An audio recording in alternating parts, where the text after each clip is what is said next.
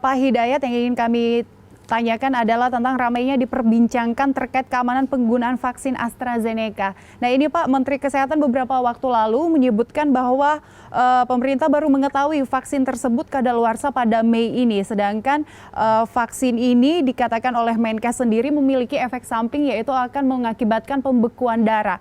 Nah Anda sendiri melihat kondisi ini seperti apa Pak?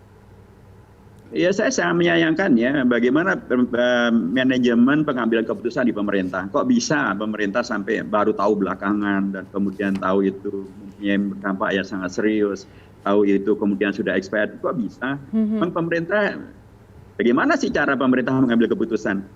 Ini kan sangat aneh ya, dan kawan-kawan kita di DPR sudah berkali-kali mengkritisi agar pemerintah betul-betul memastikan bahwa vaksin yang akan didatangkan, sebelumnya Sinovac dari China maupun yang lainnya, itu harus betul-betul dipastikan bahwa ini betul-betul berkualitas, ini betul-betul menjadi bagian dari solusi, ini betul-betul tidak bermasalah. Itu sudah berkali-kali diingatkan di Komisi 9 di DPR RI. Tapi kok masih terulang kayak begini terus? Itu sangat-sangat kita sesalkan ya. Kasihan rakyat dan juga kasihan kepada anggaran belanja negara. Kan ini semuanya pakai APBN ini nggak gratis. Kayak APBN, dan kemudian mestinya APBN yang sangat terbatas karena Indonesia juga ngutang sana kemari gitu ya. Harusnya pihak pemerintah termasuk Menkes betul-betul hati-hati, betul-betul profesional, membuat keputusan yang betul-betul efektif, jangan keputusannya salah di tengah jalan bermasalah. Dan itu akan jadi beban APBN dan termasuk juga beban kepercayaan publik kepada pemerintah, termasuk juga beban terhadap kepercayaan publik terhadap vaksin atau vaksinasi. Belum adanya masa ini saja kan banyak orang kemudian ragu dan malah tidak mau divaksin gitu ya. Ketika kemudian terjadi ini kan semakin memperbesar ruang untuk tidak mempercayai vaksinasi, padahal diyakini vaksinasi adalah bagian daripada cara efektif untuk mengatasi masalah COVID-19. Nah kalau kemudian rakyat tidak percaya karena ulah pemerintah sendiri, karena ulah daripada kesalahan yang terjadi akibat dari pengambilan keputusan, ini kan menjadi berlipat-lipat masalahnya. Jadi menurut saya harus ada introspeksi yang sangat serius ya, dan koreksi sangat mendasar terhadap kelalaian ini untuk menyelamatkan program nasional memberantas COVID-19, untuk mengembalikan rakyat terhadap vaksinasi, dan karenanya sangat penting untuk pemerintah segera membuat keputusan baru mengambil vaksin yang betul-betul diyakini secara internasional tidak ada masalah. Kan selama ini yang muncul di dunia internasional dan tidak ada masalah itu ada dua jenis ya, ada Moderna maupun Pfizer. Mungkin pemerintah harus mengupayakan agar itu yang bisa didatangkan ke Indonesia sebagaimana didatangkan untuk Singapura atau Malaysia. Kalau mereka bisa, maksudnya Indonesia nggak bisa. Ya, baik, kita berharap memang pemerintah segera menyelesaikan masalah ini ya Pak, karena sebenarnya masyarakat sudah cukup positif untuk menanggapi adanya vaksin saat ini, dan banyak harapan masyarakat dengan vaksin ini bisa lebih baik lagi. Ya Pak Hidayat, kan sebentar lagi memasuki bulan suci Ramadan ya Pak. Apa sih Pak Hidayat makna bulan suci Ramadan bagi bangsa Indonesia menurut Bapak? Ya, bagi bangsa Indonesia, bulan suci Ramadan artinya adalah bulan di mana proklamasi kemerdekaan Indonesia diproklamasikan. Proklamasi kemerdekaan Indonesia itu diselenggarakan di bulan Ramadan, di tanggal 9 bulan Ramadan, harinya hari Jumat, tahunnya 1364 Hijriah. Sehingga dengan demikian maka sudah sangat sewajarnya, dan para founding fathers memang juga memahami betul bahwa jadinya proklamasi itu dipilih juga di hari Jumat, di bulan Ramadan, itu ada nilai-nilai spiritual yang kemudian melekat di dalam proklamasi kemerdekaan Indonesia, sehingga menjadi sangat benar bila kemudian dengan Ramadan ini bangsa Indonesia diingatkan kembali tentang kemerdekaan bangsanya dari penjajahan Belanda, dan karenanya agar bangsa Indonesia, umat Islam mayoritas di dalamnya, menjadi bangsa yang betul-betul merdeka.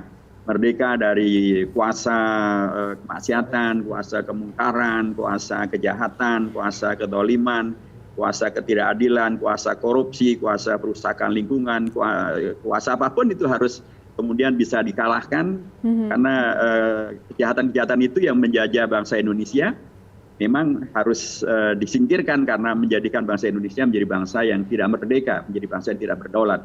Nah, bulan Ramadan menyegarkan kembali ingatan bahwa kita merdeka di bulan Ramadan, pastinya karenanya ini juga momentum besar yang Allah hadirkan secara kolosal, secara bukan hanya nasional, bahkan internasional, menyertai bangsa Indonesia untuk bersama-sama memaksimalkan usaha agar kita betul-betul merdeka dari segala kemungkaran, dari segala kejahatan, dari segala kezaliman, agar kita betul menjadi hamba Allah yang merdeka.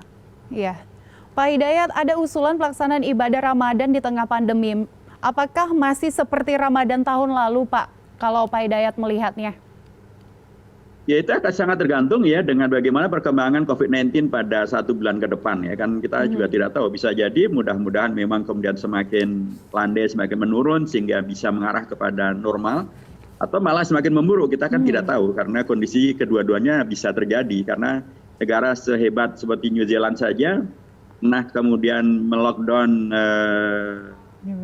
sebagian kawasannya tapi kemudian membukanya kemudian melockdown lagi karena terjadinya penyebaran COVID-19 yang tidak terduga. Jadi kalau sekelas New Zealand bisa terjadi demikian dan itu terjadi juga di beberapa tempat yang lain, ya jangan-jangan di Indonesia juga kejadian. Jadi tentu harapan kita agar semakin lama, semakin bosan itu virus COVID-19 di Indonesia dan semakin mampu bangsa Indonesia mengatasi masalah COVID ini sehingga nanti bulan Ramadan atau menjelang bulan Ramadan kondisinya sudah sangat kondusif untuk kita memasuki bulan Ramadan dengan cara-cara yang betul-betul sesuai dengan harapannya, yaitu bulan di mana kemudian kita bisa memeriahkan masjid dengan sholat tarawih, dengan baca Al-Quran, bulan di mana kita bisa mengokohkan silaturahim dengan ada buka puasa bersama, ada tadarus bersama, ada sholat jamaah di masjid dan lain sebagainya. Itu akan semakin nyaman bisa kita lakukan kalau pemerintah betul-betul sukses melaksanakan kewajibannya menyelamatkan bangsa Indonesia, kalau bangsa Indonesia betul-betul